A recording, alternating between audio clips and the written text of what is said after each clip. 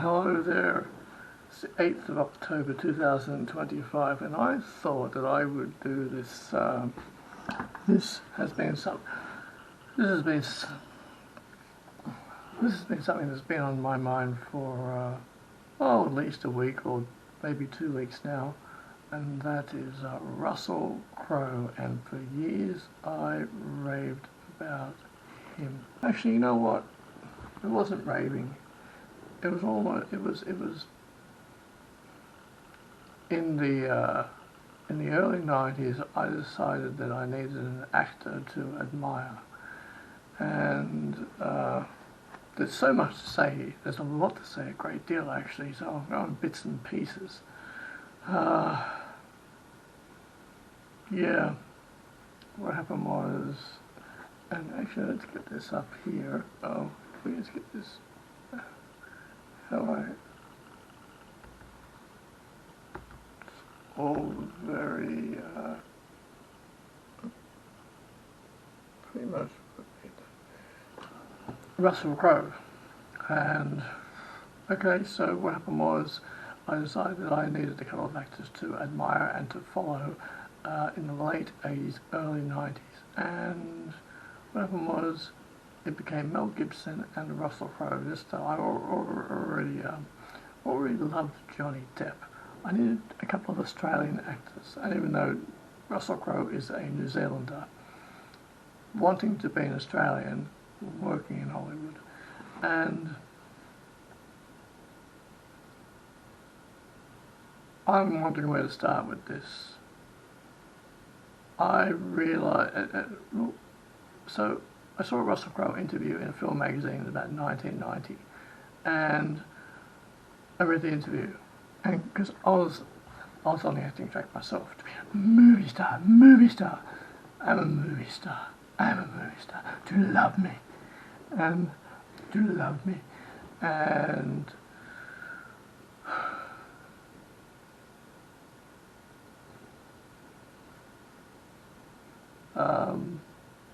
what it was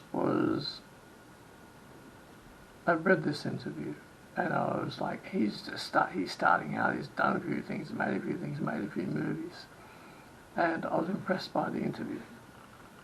And so I tracked down Love in Limbo, I tracked down Silver Brumby, I tracked down The Crossing. In fact, Prisoners of the Sun, I remember the Prisoners of the Sun was showing at Hoyt's. What year would this have been?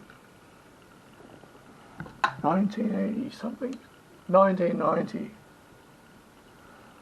So, Prisoners of the Sun, Brian Brown, 1990, showed at Hoyt's.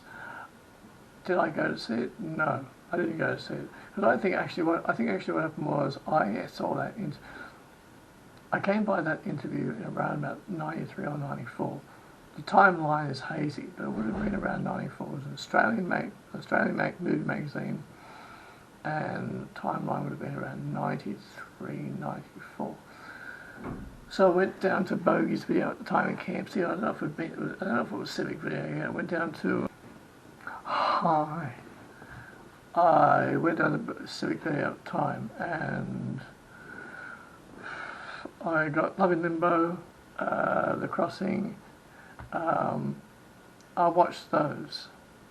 But Prisoners of the Sun came out of Hoyt's, and it said there's going to be an intermission halfway through, and if you're not happy, you don't give your money back. I remember 80%. I think about 80% of people at that time opted to get their money back. I think most of those people. It was a case of, yeah, I've liked it, I'm enjoying the movie so far, but I just want that $7 back. I never saw Prisoners of the Sun, nor did I really want to. I saw The Crossing. I thought it was boring. I didn't think it was very interesting. I saw Love in Limbo, was impressed by Love in Limbo at the time. Proof, boring. Hammers Over the Anvil, boring. The Silver Brumby, boring. So why follow Russell Crowe then?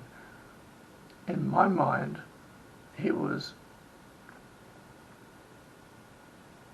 because he was a New Zealander who'd come to Australia trying to be an Australian, but he trying to make it in Hollywood. Russell Crowe makes very light of having wanted to make it in Hollywood. It's almost mocking for him that he's never taken that aspect seriously. He could easily have a mansion. He could have easily had a mansion in the Hollywood Hills, in Beverly Hills, or in Bel Air. Easily live in Los Angeles. He seems deterred by it for some reason. He once said, "Would you want to live in the backyard that you work in?" Yes, yes. I've been to Los Angeles. I've been to Hollywood. I've walked all around there. I've walked all around Beverly Hills, all around Bel Air. Love it. I would live there. Love it. I would live there for 3 months of the year. Anyway, so it didn't matter to me that I wasn't overly... I only ever watched these movies once. I never felt the urge to watch them again. Some of us, I've seen it a couple of times. It's okay. Recently, I went back to The Quick and the Dead. I tuned out after 30 minutes. I just could not keep watching it. And Russell Crowe was doing his best to get work. I've thought about all this. I've gone through it all in my head over the last week or so, and to realise that I've even been Nana Glen, 2019, I think it was. Actually, it might have been 2017. We drove up that way past his gate, but had to re-look it up later because we didn't know where. I didn't know where it was, and looked on the Google Maps afterwards. And my partner just said, "Look for the largest property in Nana Glen." So I did, and it's on Aurora Way. We'd driven past it, but the thing about Russell Crowe, I've heard many things about him, and I've never met him once, haven't even crossed paths with him, haven't even seen him from a distance.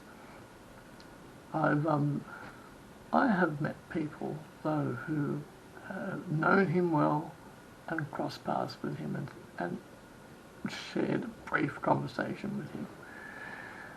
And so it's, geez, you know what it is? It's, you get a publicist and you get an agent. And I read Russell Crowe's biography a while back, and in the biography, I think it was the person who had something to do with the agency, or was the publicist who said, "We decided to push Russell Crowe. We're going to push him, like we're going to get him publicity, we're going to get him interviews."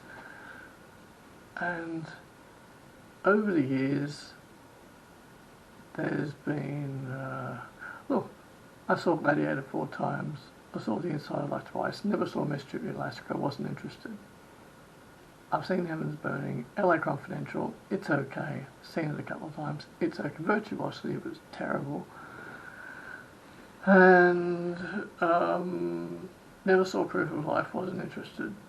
A Beautiful Mind, I think I saw it once. I might go back to that. Master and Commander, wasn't interested in it. And you think, but you're a Russell Crowe fan. I'm like, Cinderella Man, I've seen it twice. A good year. A good year was okay, I remember. 3:10 to Yuma. Yes, American Gangster. American Gangster is good. Body of Lies, wasn't interested in it. State of Play, average. And then really the flatliner for me, Robin Hood. Fucking Robin Hood. Fucking Robin Hood. Announced that Russell Crowe was doing Robin Hood. And I just wasn't interested. This was at the point where I would defend Russell Crowe, defend him all the way, because he was my favourite Australian actor, and it was like a decade ago. I wasn't even aware of the fact that I rarely watched his movies, but every time we had a new movie come out, I'd say, yes, Russell Crowe, Russell Crowe, Russell Crowe. Daryl Summers had him on Hey Hey a few times, and you know what it is? It's their personality. Like, you get them on the talk show, you get them on the TV for an interview, and they display a certain amount of charm, a certain amount of charisma, and a certain amount of character. And that goes a long way. Well, in regard of that, an actor appeared, someone who's on the way to becoming an A-lister. At the time when Russell Crowe had done quite a few movies, that's when he started to appear on Hey Hey at Saturday. He started to appear on there, and they supported him.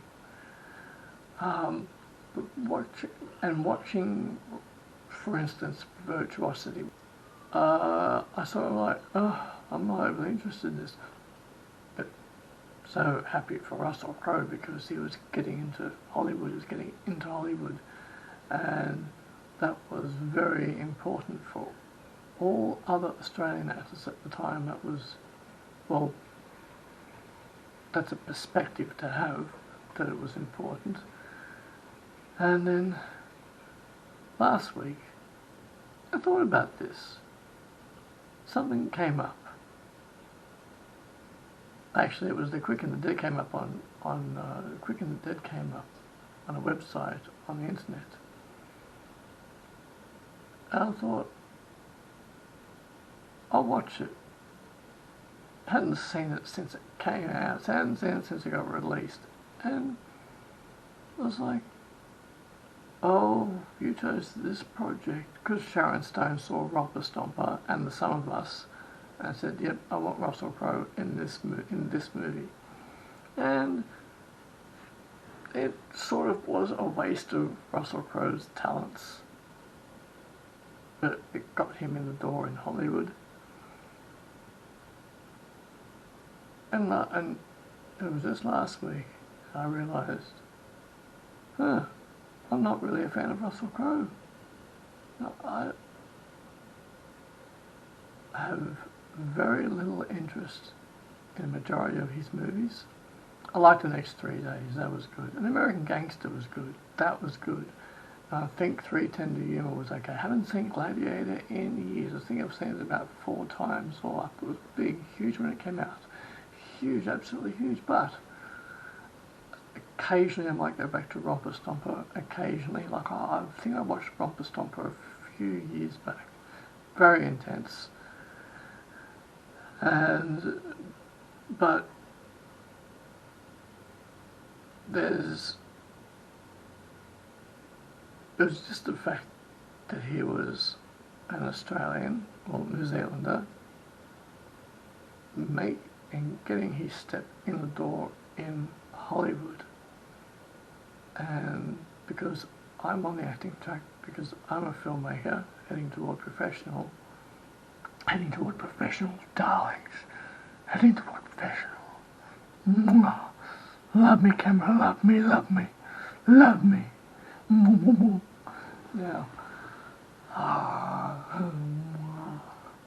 Now, and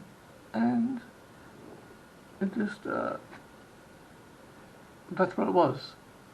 Now, the ironic thing, and this is my perspective, this is in retrospect, this is looking back,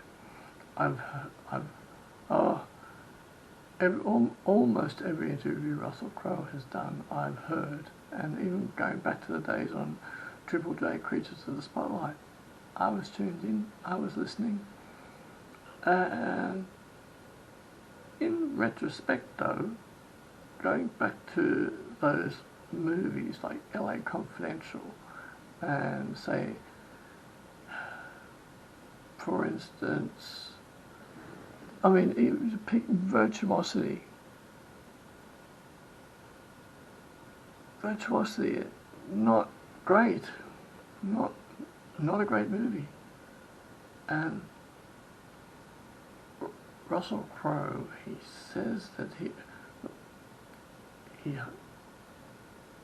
we've heard that he went around Hollywood, all of Hollywood, saying, "Will you give me a go? Will you give me a go? Will you give me a go?" And then that was years and years ago. In an interview conducted about a year ago, he said that he got this lawyer, hired this lawyer to go around to the agencies and to ask them to, he wanted to get interviews. So this lawyer went around to the agencies and managed to hook up a bunch of interviews for Russell Crowe so that he could talk to them and say, "Give me a go." And a couple of them said yes. He went with one of them, and apparently there was a script that they didn't show him, a very important script, and so he let them go, picked up a new agent overnight, went with them, and got Virtuosity. And it is a step in the door to Hollywood. But it's a terrible movie. Look, I haven't seen it in years and years, but my desire to go back to it is just to verify that maybe I don't like it. Look, I liked the fact that he'd migrated to Sydney and he was trying to make it, and he was as a working actor, making it as a working actor, but looking back on those projects now, those projects that drab, terrible, kind of boring. And so the projects that he was choosing, the work that he was getting was not interesting. But because that he was Australian trying to make it in Hollywood, people were interested. And as it turns out,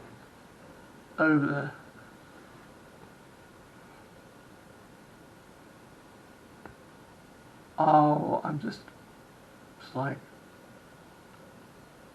boiling back to, if I would go back in time, I would not have paid nearly as much attention on Russell Crowe. You know what it was? There's other Australian actors who are working in Hollywood. Plenty of them. Kate Blanchett, Nicole Kidman, Noah Taylor.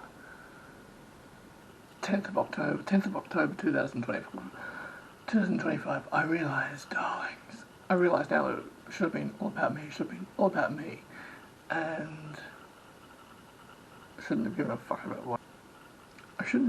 about what Russell Crowe was doing, and I should have focused on me, I should have just focused on me, and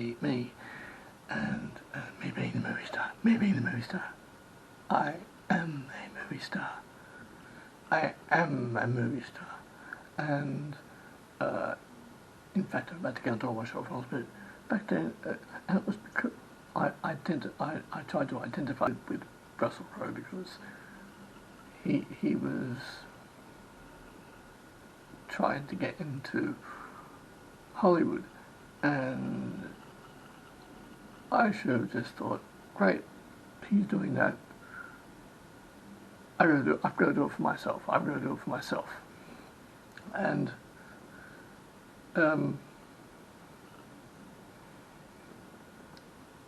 there were many other Australian actors who were getting into Hollywood. Yeah. Me. Me.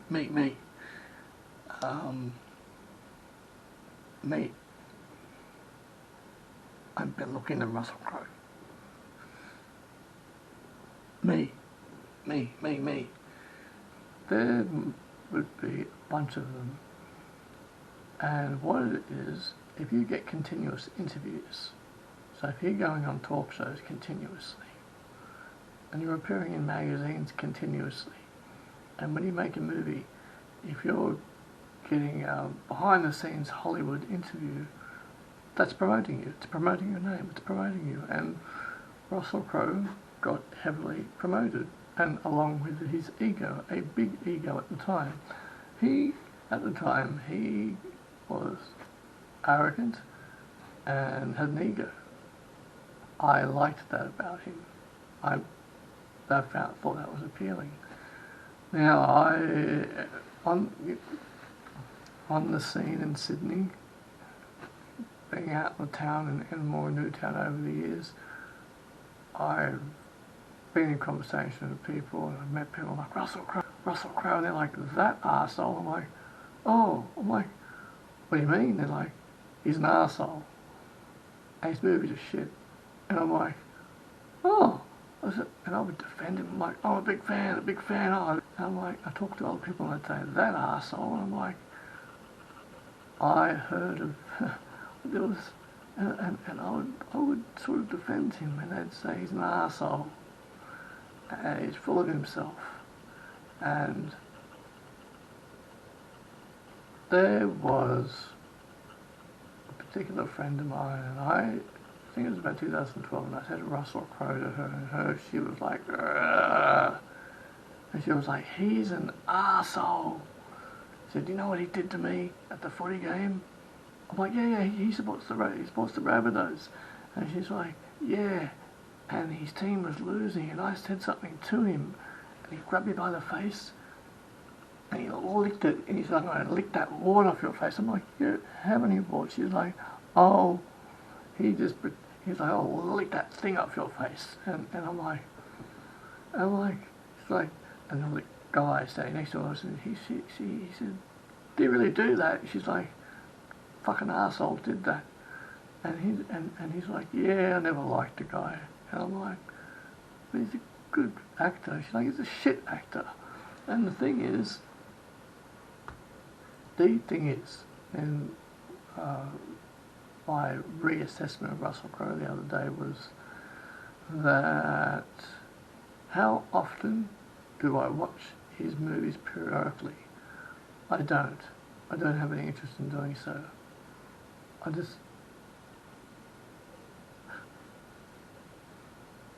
He's quite slack with his attire. Half the time when he was being interviewed in the 90s, he'd have tracksuit pants on and shorts. And I used to wave that. And slouch. He'd be slouched. I'm like, yeah, he's a movie star. And when he needs to straighten up, he straightens up. But when he has his beard, I don't like beards. But if you're a movie star, you can't have a beard. Like if you're a movie star, you can't have a beard, period. You have to be clean shaven. So every time Russell Crowe would grow, he'd finish filming and grow his beard, I'd be like, oh, that beard again. And he's not standing up totally straight. Oh, it's okay, he doesn't have to, he's Russell Crowe. And I was like, the guy's got a bit of a slouch. And yes, every time that he was on a talk show and promoting something, I thought he was charismatic. And the stories, I get stories from people. People say things. It was just the different situations that Russell Crowe was in and losing his temper, and I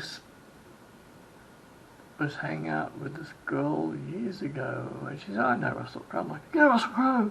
You know Russell Crowe? She's like, yeah, I hung out with him a little bit years ago. I'm like, oh, what's he like? He's like, he's a guy, he's got bipolar, suffers from depression and anxiety. I'm like, I totally understand that now, but at the time I said, no, he's brimming with confidence. She's like, I said, he's brimming with confidence, he's Russell Crowe. She's like, no, he's not. She's like, he suffers from depression and whatnot. And so all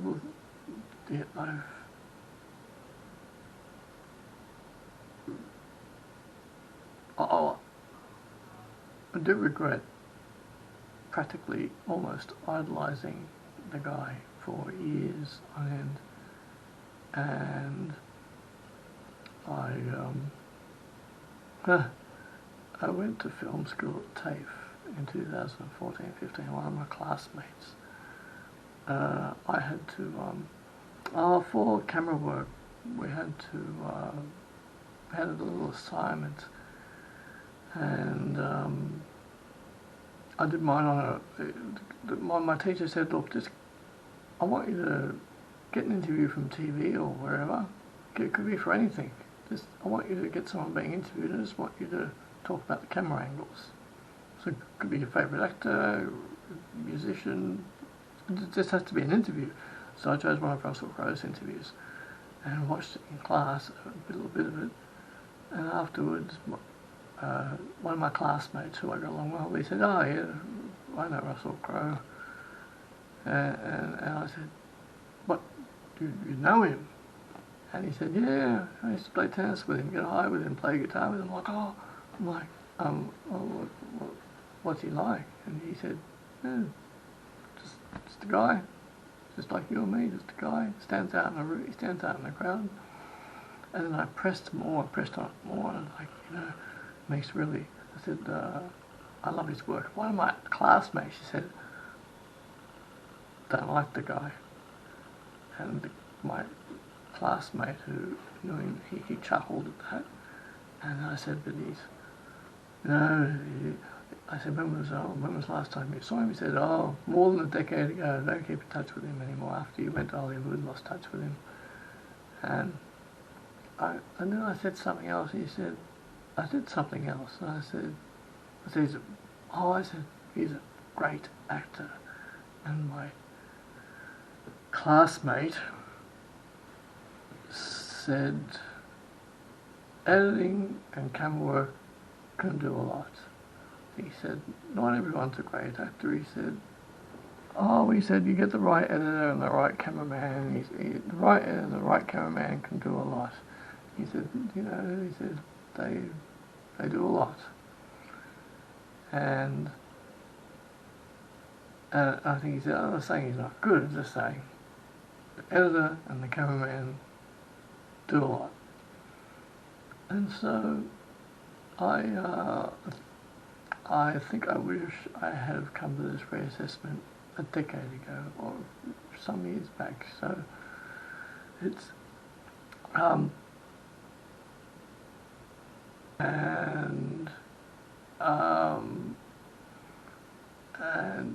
yes, Russell Crowe was getting, in his mind, getting the projects that he wanted.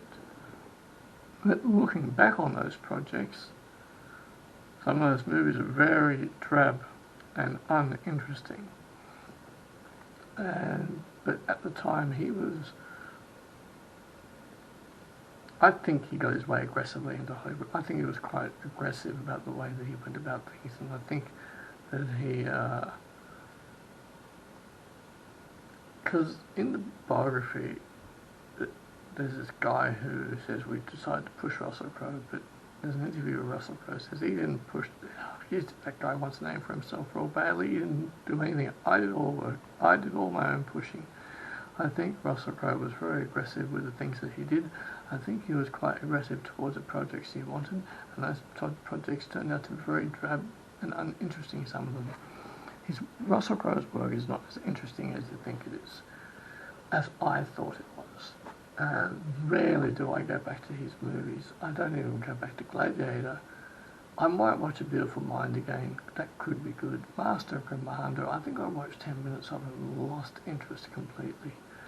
And Robin Hood was a final straw for me. Fucking Robin Hood. State of Play was average. Body of Lies, I actually really like Leonardo DiCaprio. But for some, I think I started watching Body of Lies and got completely I think I became completely uninterested in it. Look, we're going further up the list here. Now, Broken City was okay. I watched it. I wouldn't watch it again. Man of Steel, not interested. Even I was in Superman Returns 2005. It was part of the dated plan. It had 30 days work, which turned into 90.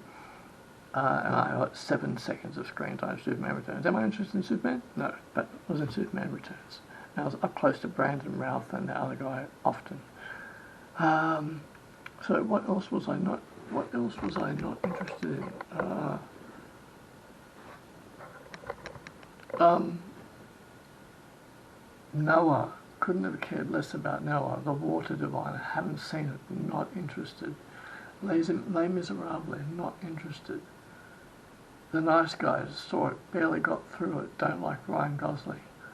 But at the time when I watched it, I was like, oh, Russell Crowe, yeah, Crowe, have to, just Russell. And now it's like, Tom Cruise, the mummy? I like Tom, okay, so. I love Tom Cruise. Setting aside Scientology, setting aside the Nicole Kidman stuff, I actually like Tom Cruise. I think he's very interesting. Now, The Nice Guys, I might try to watch it again, but I can't stand Ryan Gosling. Boy Erased, haven't seen it, not interested. True History of the Kelly Gang, couldn't care less. Unhinged, I saw Unhinged. I saw it about roughly 4 months ago, maybe 5 months ago. I saw it. It was, we were probably house sitting at the time, and it was probably a part of Netflix. Or it might have been on the plane. I might have seen it on the plane. Unhinged, where Russell Crowe plays a psychopath, not too far from his own aspects of his own personality. And actually, I don't know what to believe with Russell Crowe sometimes, because I'll tell you for why. Russell Crowe said this script was floating around Hollywood for years that no one wanted it, and my other actor friends always kept bringing the script back around to me.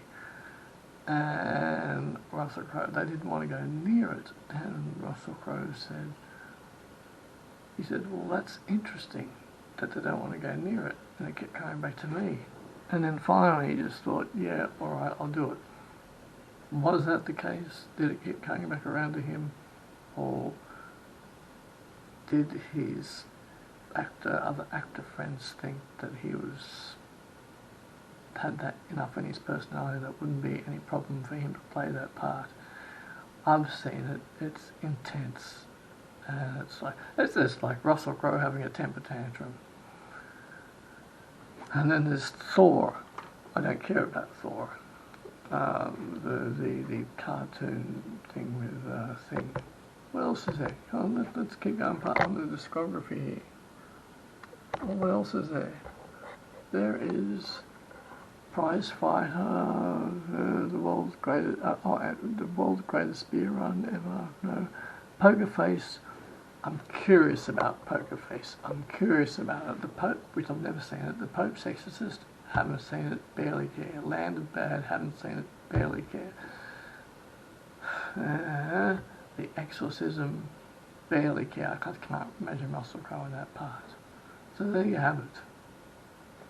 So in reality, but actually, can we just go back to yesteryear for a moment here? The facts about yesteryear, the facts. These are the facts. But I've adopted Russell Crowe as my favourite Australian actor, apart from Mel Gibson, who's actually American, but got his startings here. I remember watching The Silver Brumby and thought it was really boring. We established that fact. For some of us, I've seen it a couple of times, not into it. It's a good story. And also it was a film that all of his friends said, don't do this movie, it's really not going to do you any favours. I never saw Virtuosity on the big screen. I wasn't overly interested. I think what captivated me more was Russell Crowe's off-screen personality. He was arrogant and had that ego, and that was fun to watch. I thought it was fun to watch. And the actual movies that he was making didn't interest me. The Insider was good. Actually, you know what? The Insider was good. I mean, I've seen Heaven's Burning. I might go back to A Beautiful Mind. I've seen it. It's had so much trouble getting through it, but it's like Russell Crowe, yeah. And I am glad that I had this big reassessment about Russell Crowe, because I don't really need to mention his name anymore now. Whenever we drive down to Circular Quay to Miss McCrory's chair, my partner she'll say, because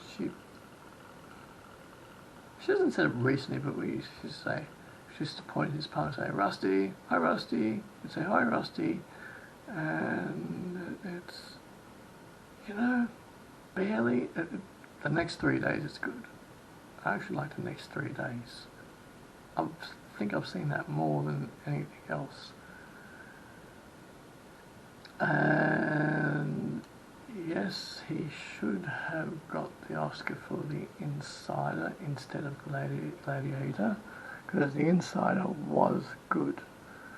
But Russell Crowe almost talks down about Hollywood, which really annoys me quite a bit. Like he plays it down like he's probably walked all over Hollywood, but in interviews he's like, oh, LA,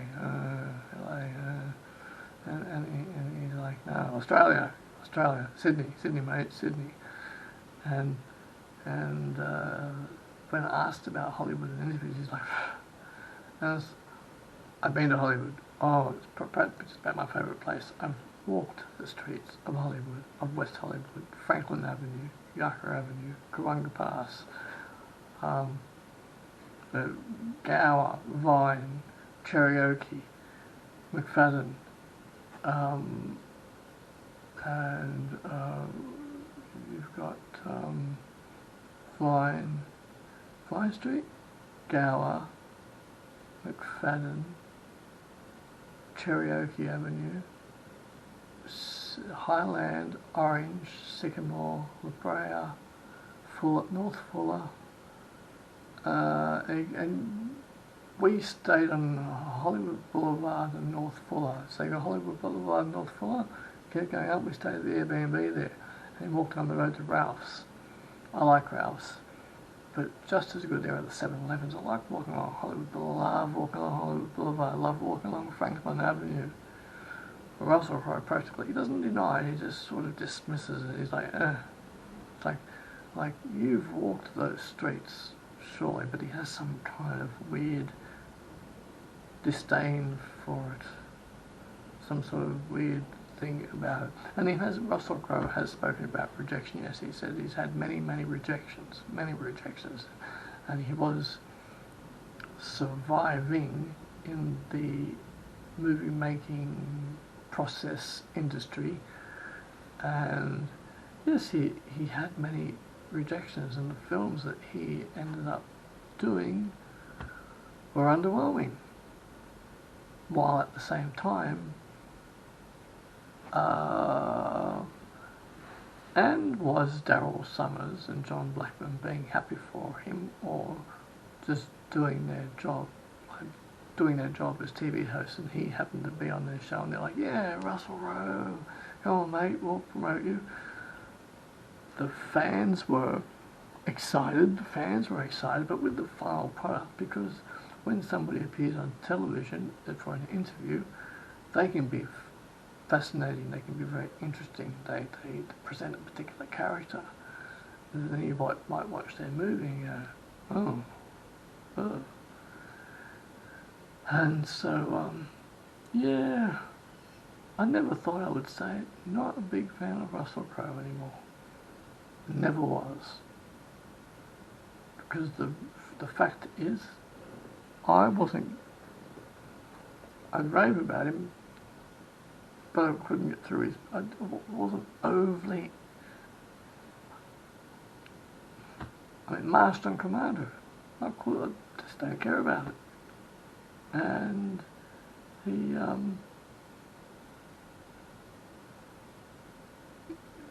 Master and Commander, those early movies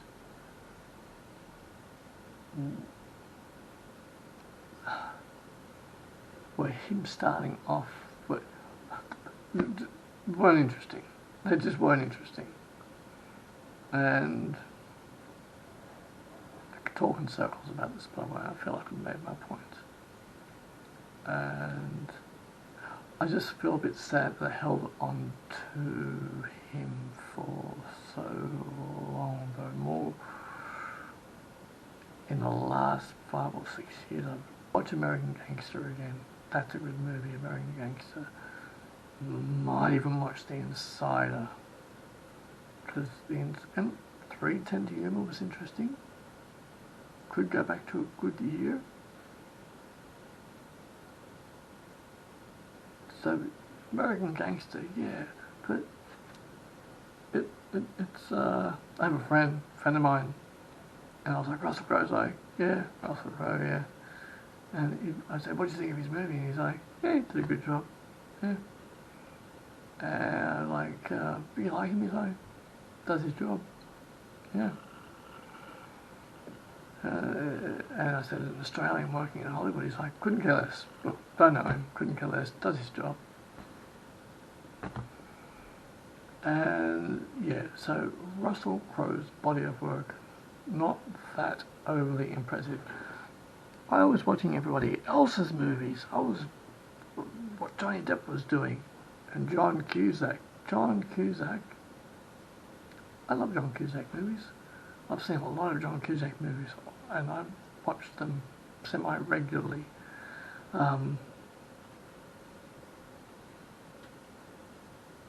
And his interviews are interesting. His interviews are very interesting. And he's a very interesting actor. I love watching his movies.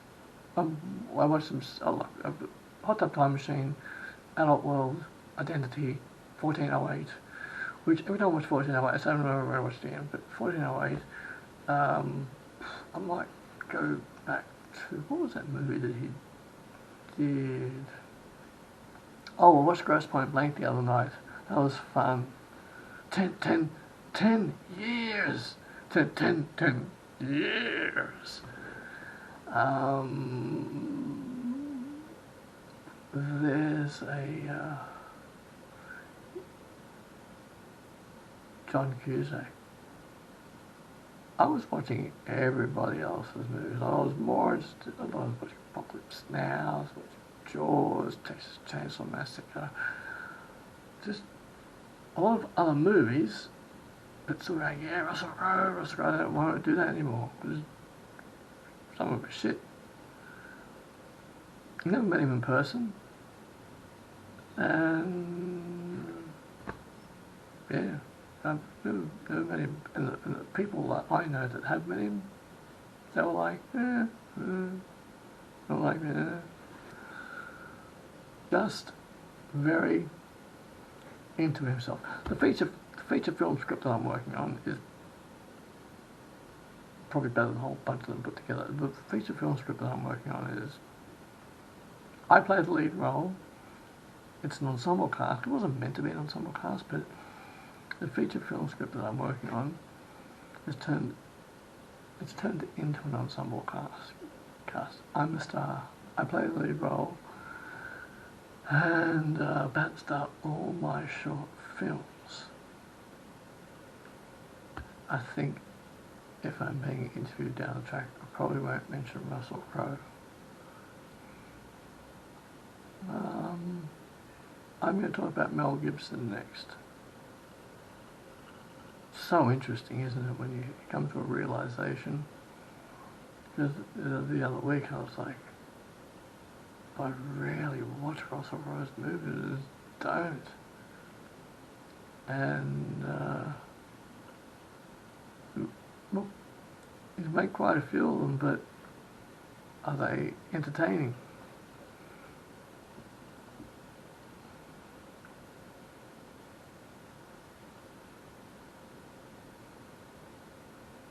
I think that'll wrap it up then.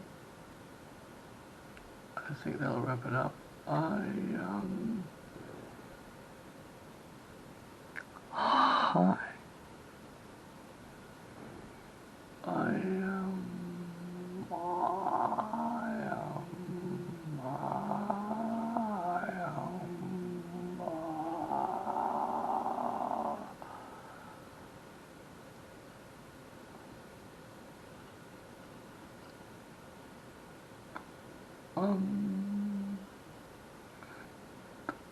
There's a lot of Australian actors working in Hollywood doing very interesting work,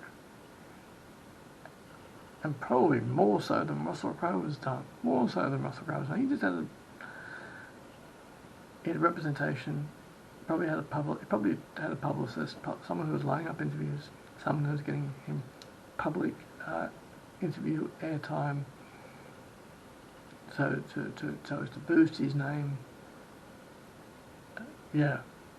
And if he hadn't had that, it probably would have been run of the mill. And it was probably a mixture of very aggressive, or just happened to be meeting the right certain people for certain projects, just the right certain people.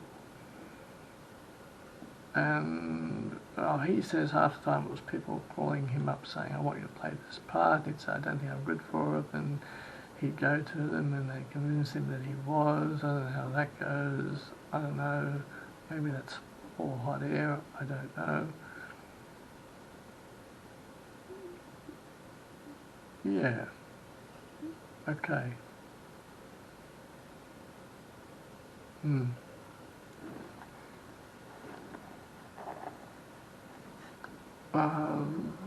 Yeah, that's how it is. Thanks for watching.